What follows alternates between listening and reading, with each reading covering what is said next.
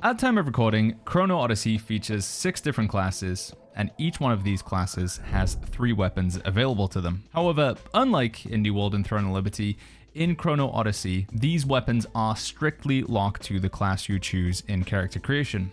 So for example, if you want to play with bow, you'll only be able to do so by picking the Ranger class. Now in terms of the Holy Trinity, that being tank, damage, and healer, there are certainly particular classes that lend themselves more to the role due to the abilities and playstyles of the weapons available to them. For example, those of you who are interested in tanking, the Swordsman is likely the best option to choose due to the sword and shield and dual blades having access to several taunt abilities and passives that increase threat generation. Healing in Chrono seems to be something that's currently reserved to just the Sorcerer and the Paladin class, as if you take a look at the description of the Manosphere, which belongs to the Sorcerer, or for the Mace, which belongs to the Paladin, they both reference some description of healing. Unfortunately though, both the Sorcerer and the Paladin will not be playable in the upcoming June 20th beta, and neither will the Assassin. So in today's video, we're just going to focus on the weapons, playstyles, and mechanics of the 3 playable classes we can check out: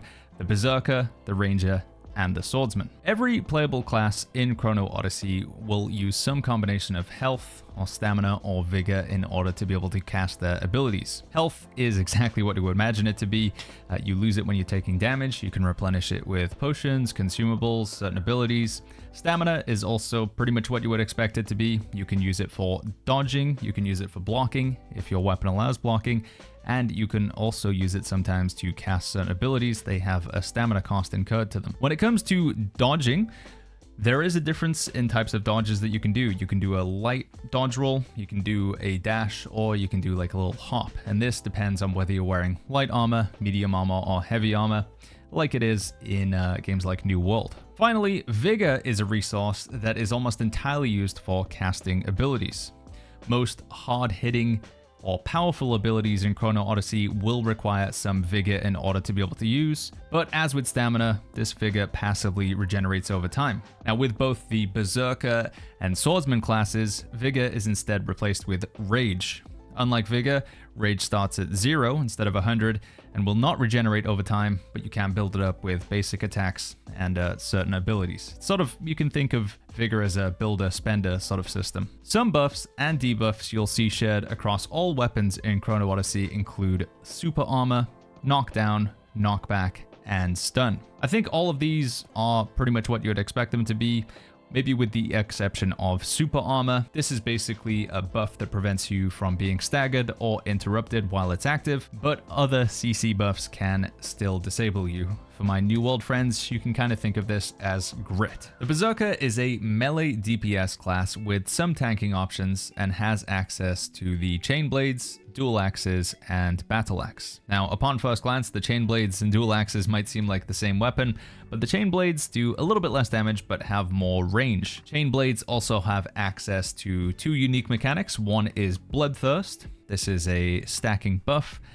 1 stack of Bloodthirst will give you 0.5% HP regeneration over 12 seconds, and also a 10% attack increase. Now this buff, Bloodthirst, does stack up to 5 times, so you can get a 50% attack increase and a total of 2.5% HP regeneration, again, over 12 seconds. Several abilities within the Chainblade skill tree will reference the number of Bloodthirst stacks you have. So more stacks typically gives you more damage, or allows the ability to apply some extra CC, something like that. Now the special move with the chain blades, and special moves by the way is basically just activated by pressing right mouse button, the special move will consume the total number of stacks you have and give you a fairly sizable heal. This can be up to 35% if you are at 5 stacks or more of Bloodthirst. The other mechanic with the chain blades is Chill, and this is pretty straightforward. It's a debuff that stacks up to 3 times.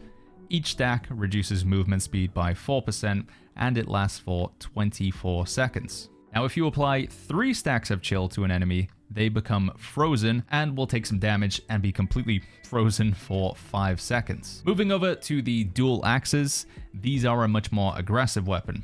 So they have a shorter range, but generally do a lot more damage, and they rotate a lot around the Berserk mechanic. Berserk is the special move, so again, you can activate this by pressing right mouse button, and it can be toggled on and off at the cost of 40 stamina. While in Berserk, you'll lose 1% HP per second, but you gain a 20% increase in damage and movement speed. Many abilities within the dual axes skill tree will have additional benefits for them if you're casting them while you're in Berserk, like reduced cooldown, more damage. You guys get the idea. Another mechanic the dual axes use is the bleed debuff.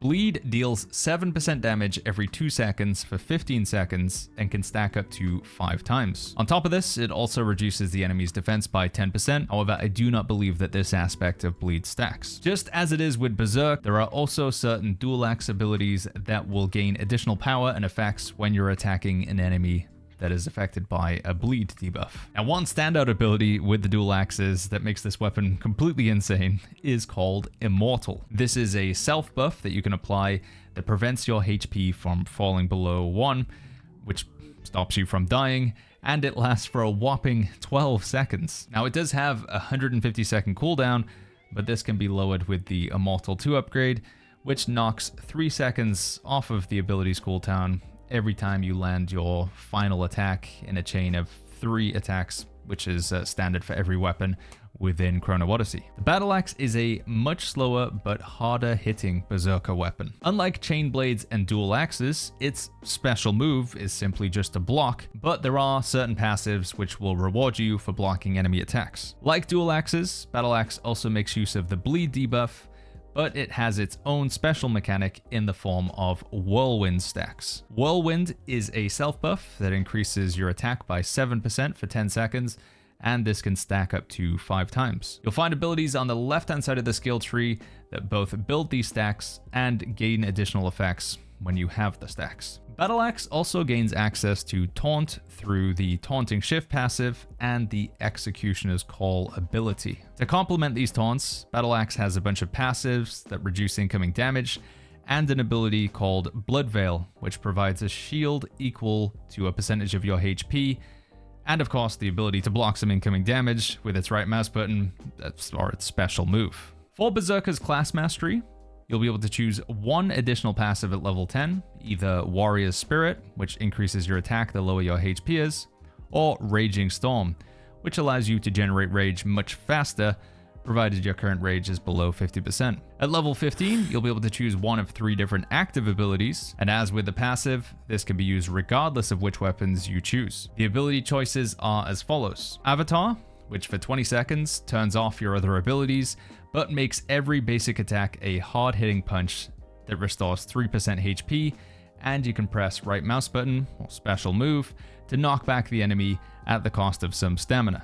Quaking Impact allows you to throw a big rock at the enemy for a big chunk of damage and a 5-second stun, and Explosive Rage is a forward leap attack that can knock back and then knock down enemies, generating rage if you're able to land both parts of the attack. The final class mastery passive you'll be able to choose in the beta is unlocked at level 20, and you can choose either Crimson Frenzy or Dominating Presence. Crimson Frenzy allows you to apply bleed stacks to enemies affected by knockdown, knockback, or stun, and Dominating Presence reduces the attack of nearby enemies whenever you use an ability. This can stack up to 5 times for a total of 50% attack reduction for 5 seconds. To summarize the Berserker weapons, I would say that Chain Blades lend themselves more to a solo sustain playstyle, with the Bloodthirst restoring health, and then the chill, freezing the enemies, stopping them attacking. Dual axes are just for all-out damage. Get in there, get your HP low, just go wild.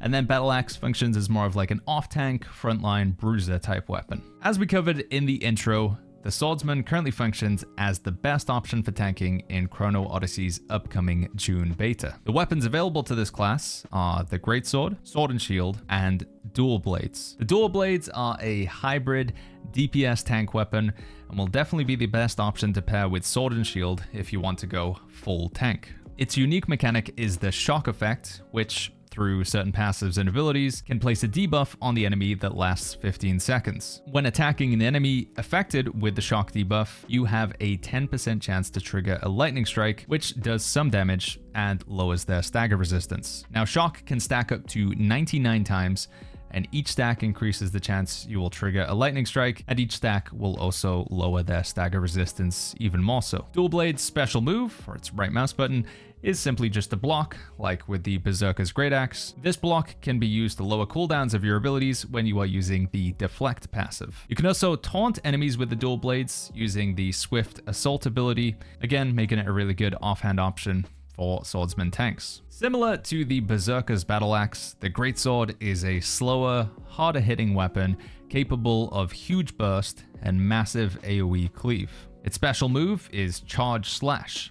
Holding down right mouse button will charge up a powerful attack, increasing in strength the longer you hold the ability, up to a cap of 4 seconds. Unlike most other class weapons, Greatsword doesn't have any mechanics that are unique to it, but almost every ability will apply some form of knockback, knockdown, or stun. It also has several abilities that can apply bleed, and is currently the only weapon that has access to hyper armor, which you can get through the Warrior's Draw passive in the middle skill tree. The Sword and Shield is one of the tankiest weapons in Chrono Odyssey currently, with many abilities and passives that taunt, increase threat generation, and provide damage reduction. It's also one of 2 total weapons in the beta that can apply buffs to nearby allies. Battle Cry, with its final upgrade, will increase the defense of yourself and other nearby friendlies by 80% for 10 seconds. The special move of the Sword and Shield is Block, and as you guessed it, it blocks incoming damage at the cost of stamina. A unique aspect of this particular weapon's block though, you can time your block to trigger a counterattack, and any basic attack performed after a block gains additional damage and applies knockdown to enemies. Sword and Shield is also the only current weapon that has access to Thorns, or damage reduction. Through the use of the fully upgraded Indomitable Cry ability, you can reflect 50% of incoming damage back to enemies for the 10-second duration that the buff lasts. Swordsman's class mastery allows you to choose either Decimate or Guardian Shield as a passive at level 10. Decimate increases the damage you do and makes it easier to deplete an enemy's stagger meter, whilst Guardian Shield gives you a stacking buff whenever you block an attack. This buff increases your crit resistance and incoming healing.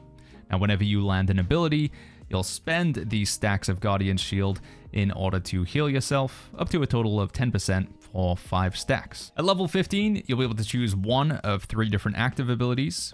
Warcry fills your rage meter and generates additional rage for the next 15 seconds. Absolute Defense allows your blocks to completely negate all incoming damage and reduces the stamina cost for blocking entirely for the 15 seconds that the buff lasts. Unyielding Will gives you super armor and a 5% HP return on every attack you connect to an enemy for the 15-second duration that the buff lasts. Finally, at level 20, you'll be able to choose between Fervor or the Last Stand passive. Fervor is a buff that stacks up to 3 times and is gained when landing basic attacks on the enemy. Each stack of Fervor increases the damage of your abilities by 10% and lasts 15 seconds. And when you land a damaging ability on an enemy, you'll spend those Fervor stacks to proc additional damage, up to a total of 90% for 3 stacks. Last Stand simply reduces incoming damage by 50% for 5 seconds when you drop below 30% HP. It is worth mentioning that this can only happen once every 60 seconds. To summarize the swordsman weapons and playstyle,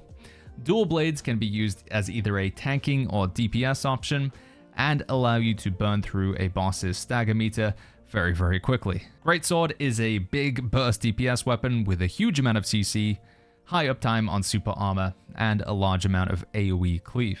And Sword and Shield, as we've covered many times, is your go-to option for tanking, with some of the best damage reduction passives and taunts in the game currently. The Ranger is the only class that has access to consistent range damage in the upcoming beta on June 20th. Unlike the Swordsman and Berserker, the Ranger does not use Rage to cast abilities, but instead the default resource known as Vigor. The weapons available to this class are Bow, Crossbow, and Rapier. The Crossbow is a high DPS range weapon and differs from the bow in that it has a shorter effective range, but a much higher attack speed. The Crossbow's left-hand side skill tree revolves around building stacks of Precision. Precision is a buff that increases your crit rate by 3% for 5 seconds and can stack up to 10 times. The right-hand side of the Crossbow skill tree uses the debuff Spirit Venom. Now, this can be applied in a bunch of different forms. You have Venom Shot, Scorpion Poison, Spider Poison, and Root Poison. They all do varying amounts of damage over time. Some ignore enemies' defenses or lower their attack, and the Root Poison in particular can reduce movement speed, immobilize, or even stun. The special move, the right mouse button for the crossbow, is Trick Shot. This either causes your character to front flip, back flip, or do a barrel roll, depending on what direction you're moving in, and whilst performing this move, you'll also unleash a barrage of arrows, again, at the cost of stamina. The rapier is the ranger's only melee weapon, and like crossbow, it can apply poison to the enemy with certain abilities, causing damage over time. It can also apply Mark to an enemy with the counterattack ability specifically.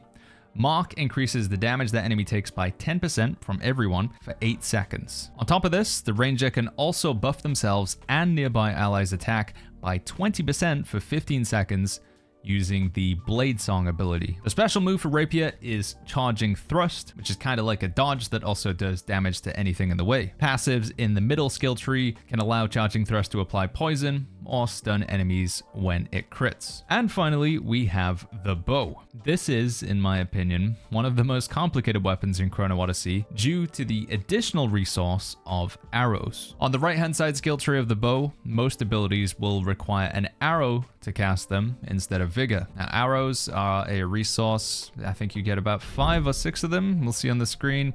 And these are replenished over time and can be gained quicker through certain passives and abilities. Holding down the Alt key with the bow equipped allows you to select an arrow type, which then modifies the abilities on the right-hand side skill tree. Currently, the arrow types you can select are Impact Arrow, which is the default normal arrow. Then there's Flaming Arrow, Frost Arrow, Poison Arrow, and Explosive Arrow. These all apply effects similar to what we've seen from other weapons abilities. For example, Frost Arrow applies Chill, slowing movement speed and freezing the enemy at 3 stacks, just as it is with the Berserker's Chain Blades. The special move with the bow allows you to aim down sights and charge up an arrow of your choice. The longer you hold your knocked arrow, the more damage it does and the further it travels, and the more stacks of burn or poison or chill, depending on your arrow type that you've selected, the more stacks it will apply. So yeah, pull back the bow for longer, does more damage, goes further, applies more elemental damage. For what it's worth, the left-hand side skill tree of the bow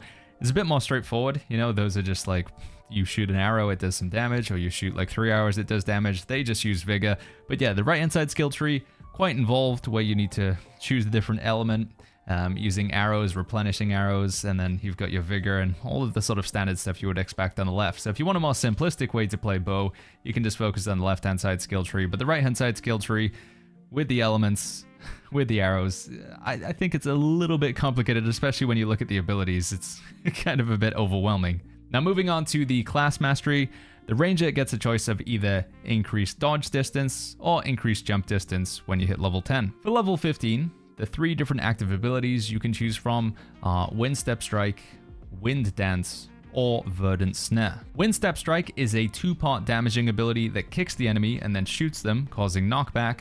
But if you use this ability while you're moving backwards, it can be used to create distance between you and your target. Wind Dance increases the damage of your special move with either bow, rapier, or crossbow, whilst reducing the cost of dodges by 50% for the 15-second duration that Wind Dance is active. Verdant Snare summons a big bunch of tree roots which immobilize the enemy for 5 seconds, and it does a small chunk of damage to them.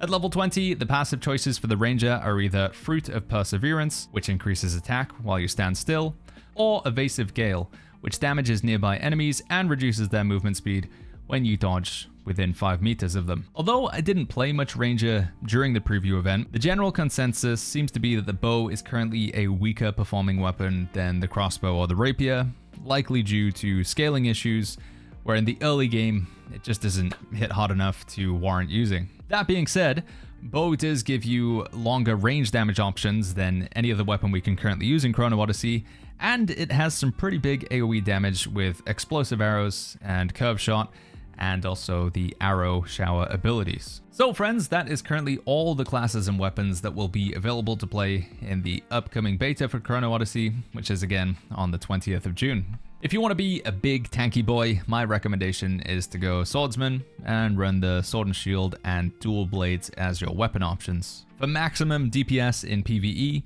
it's very likely the best option will be Ranger with Crossbow and Rapier as the weapon choices. But my personal favorite class in combo is Berserker using the Dual Axes and Battle Axe. The movement speed, the immortality, the spin to win nature of the build, something I really found fun during the preview, and I'm honestly considering playing it again in the beta. I know I should probably play some other classes, but it was super fun. I would highly recommend checking it out if you're not too worried about like meta or doing as much damage or being like a proper tank.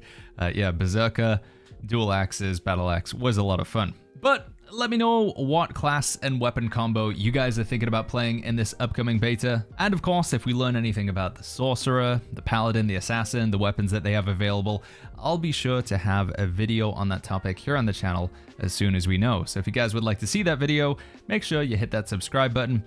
And as always, I'll catch you guys all in the next video.